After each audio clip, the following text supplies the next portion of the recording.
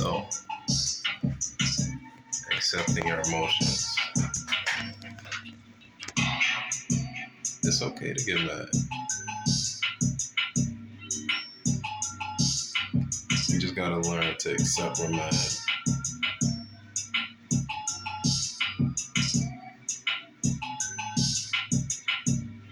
And be able to be mad without anger taking over us. Sounds kind of like an oxymoron, but I think you just want to think to yourself that what you're feeling is real. You don't want to act like what you're feeling isn't real. The key is to acknowledge it. It's not to suppress or to repress it, because then it'll just come back up later.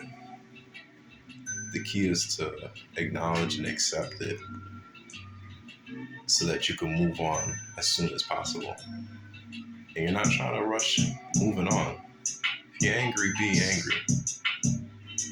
You don't have to add to it by living in a loop of the emotion. And if you do, oh well, just accept it. But really what you want to do is, I guess, to minimize it, is to observe it. Not to be attached to it. Don't own the anger. Don't say, like, rather than don't be angry, do be angry. And observe yourself. Try to imagine yourself like, you ever played a video game and there's a third person and it's like a role-playing game? It's like you're seeing the character walking around, not through the lens of the eyes of the character. Like Call of Duty's like first person.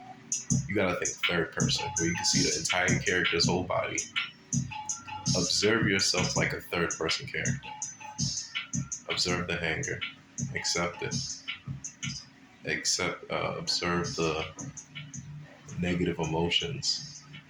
This even helps with observing positive emotions, so you don't get too tangled up